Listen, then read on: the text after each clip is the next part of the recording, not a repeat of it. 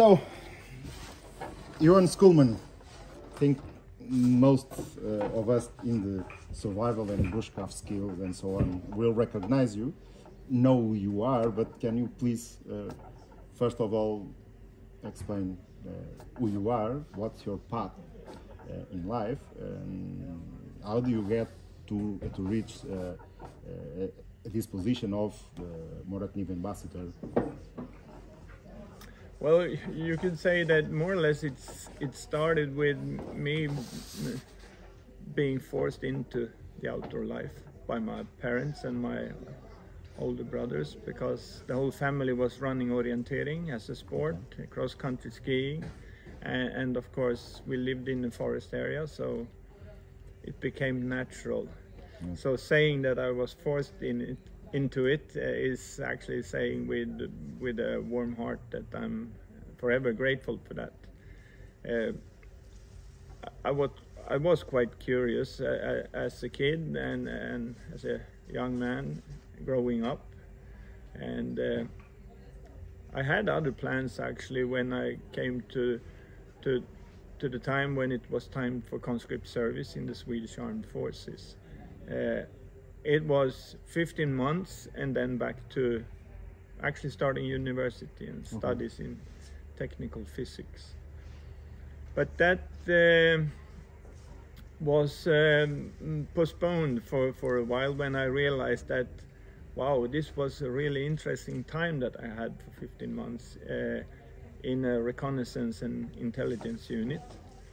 And I got so hooked, so I decided to become an officer. And maybe I'm a slow learner, so it took me 30 years to realize that now it perhaps is the right time to quit. And in the military you were connected to the survival yes, education? Yes. And in clothing, no? Yeah, and it became a mixture, because during my whole career I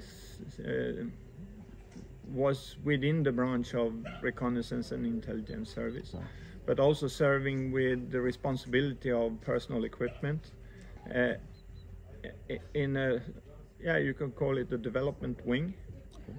And the development wing was filled up with specialists, and all of us had more or less the connection of that type of military service. So, and the process of gathering information within intelligence is very much the same process that goes on in product development. Yeah.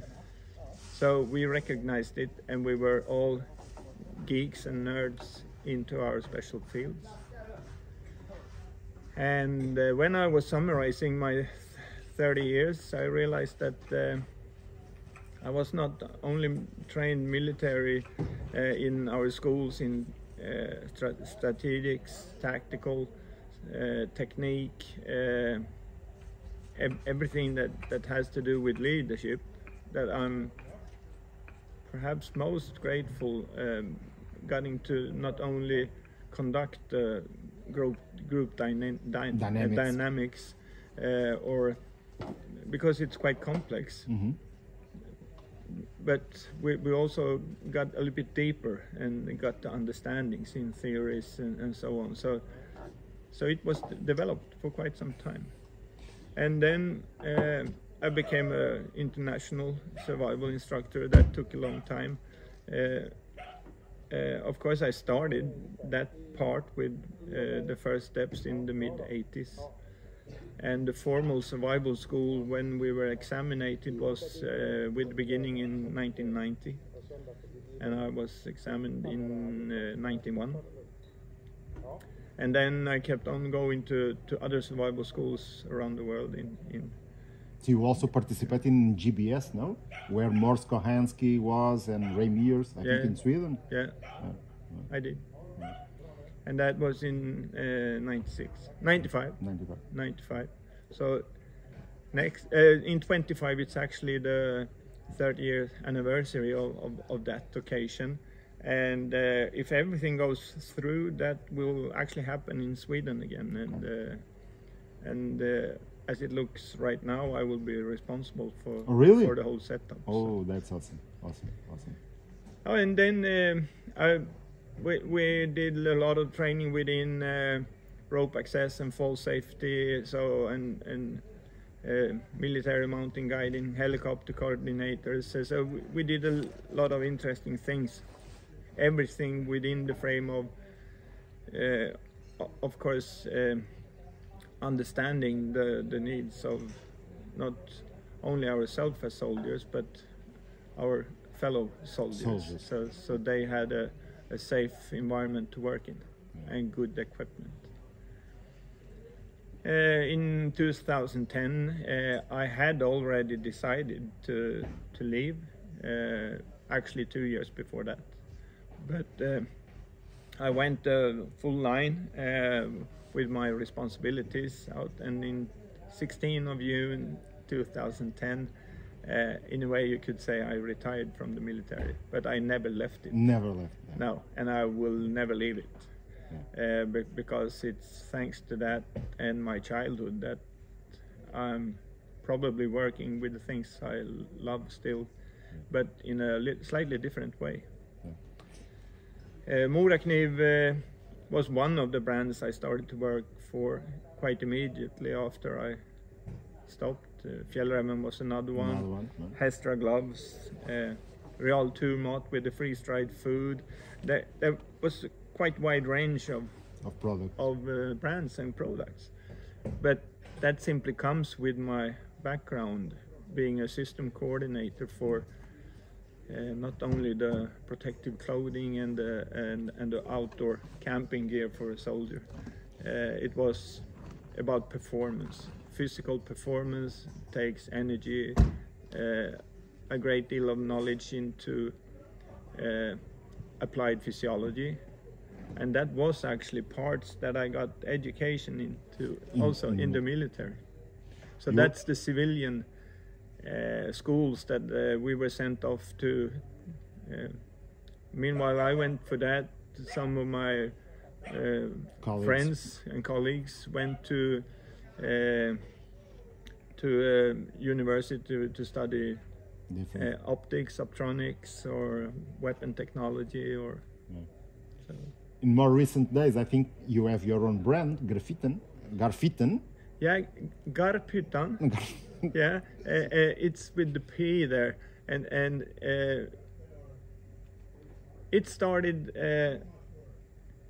quite shortly after I have decided to leave Fjällräven and not prolong the contract. It was something inside that said that there's a lot of things to do where you can join workwear outdoor with a kind of profile that fits more activities, more environmental aspects, so you don't have to have a certain setup for every single thing you do. You can do a more broadly used and it's also a step back in our heritage from all the times where we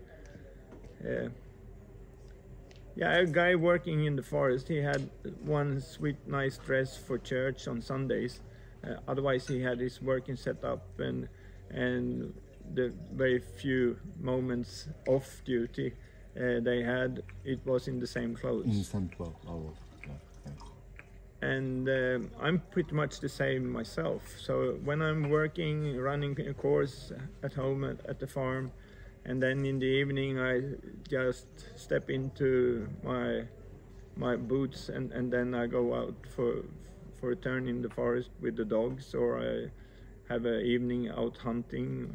So it becomes a kind of lifestyle, of course. And I want to encourage people, not only the people living on the countryside to be able to do it, but also people that leave the city going out for a weekend or going to their summer cottage or something like that. Because everyone needs to know the the cutting edge of the knife, saw, and axe. So true. Yeah. And I'm fortunate to work with Morakniv when it comes to the cutting edge of a knife, and Hultsbruk when it comes to the cutting edge of an axe, and Nordic pocket saw when it comes to the saws, and they are not competitors. Different segments. Yeah, different segments where you join strong brands into the use of these tools. These tools. Yeah. It's about tools. Yeah. Was the Morakniv, not Morakniv as a brand, but Morakniv as a concept, as a Swede, part of your childhood? Was there Moraknives in your home, in Absolutely. your barn? Yeah, the first one I got from Grandpa was Morakniv. Grandpa, okay. Yeah. A classic, I suspect. Yeah, and wooden handle.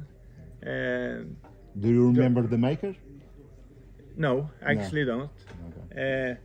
And I don't think it's there among the knives at home any longer, but it's how it started. In the military service, for the general use of a knife, we used Morakniv, and from the old classics and wooden handle all the way until we got Mora 2000. Yeah.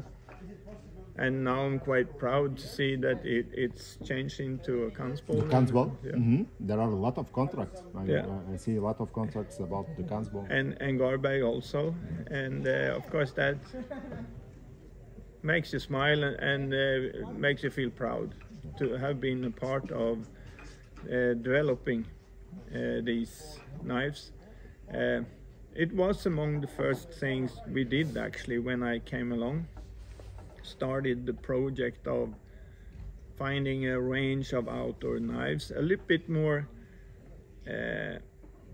actual, a little bit more straight on than Morakniv ever had been before. They had a lot of knives for outdoor use because people used them. You use them in outdoor. But it wasn't marketed like that. So what I think I brought was with my quite structured, organized way of thinking in systems, I brought a family of knives, and that was my original idea. And it became an idea that grew into 3 knives and actually the multi-mount.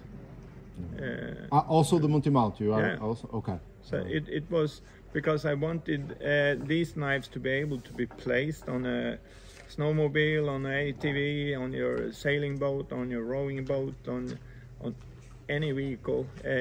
I wanted one in my car. Then I know there's restrictions in some countries what you are allowed to do. But more as a kind of easy access point of view. That was the thing behind the multi-mount. From the line, I think the Eldris is the most disruptive from all the previous models from Morakniv. The Eldris is the most disruptive. I know you have a special. Yeah, it was. I wouldn't say it was a struggle, but it was some convincing to be made because Eldris has a quite serious background and historically.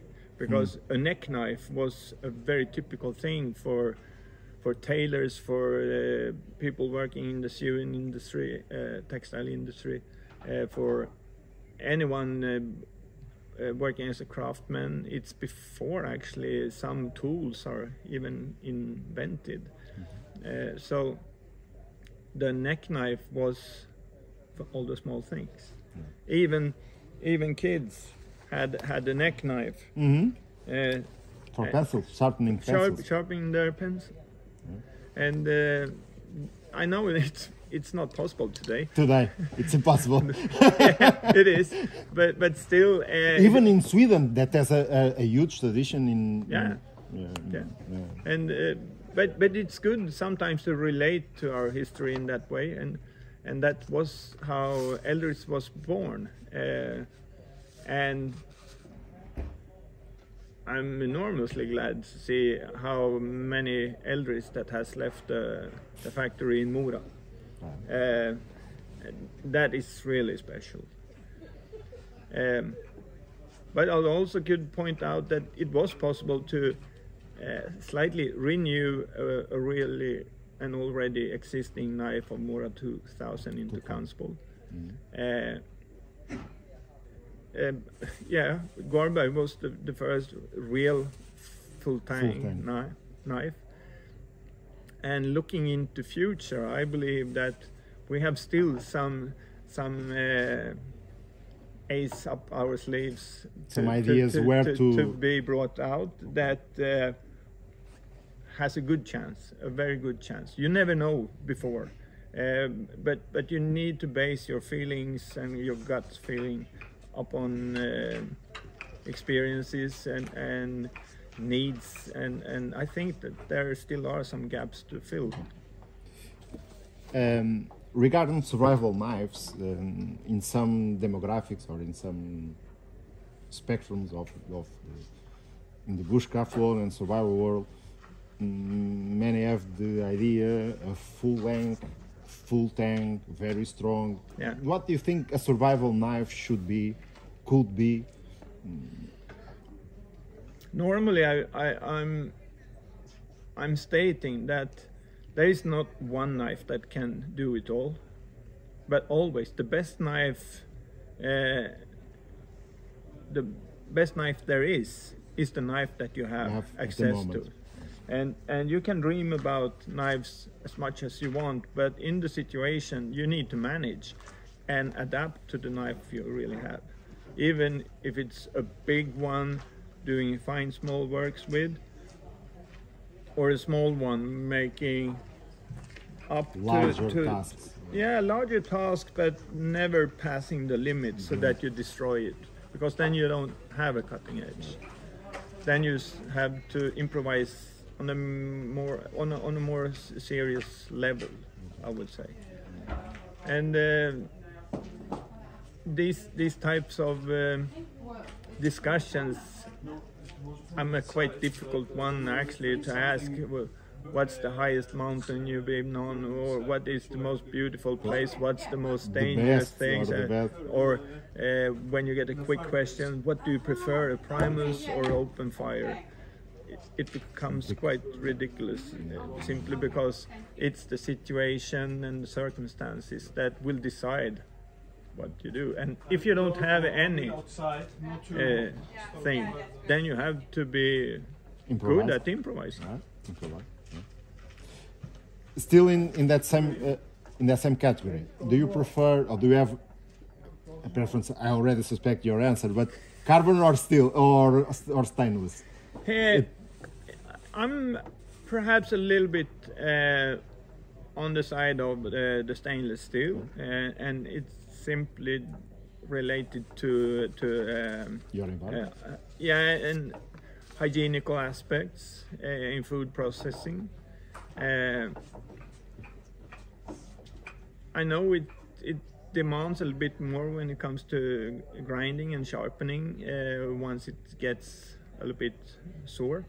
But when it's in mint condition, I really rely on the quite sturdy stainless steels that we have in use for the Morakniv. But then, of course, I have to be honest that there are carbon steels that comes in handy, but it takes more from me in actually understanding my knife so that I don't destroy it with micro ruptures, with rust, just because I'm careless. So if you consider those things, then I would say that a carbon steel knife can be a very good choice too. Now just two short questions. How many knives do you have? Do you have a lot of knives? I have a quite large range of knives. I wouldn't say I'm a collector, but on my way I've been curious and trying knives, and I have been there are very, very few of my knives that hasn't been used. So in that sense, I'm not a collector. Yeah.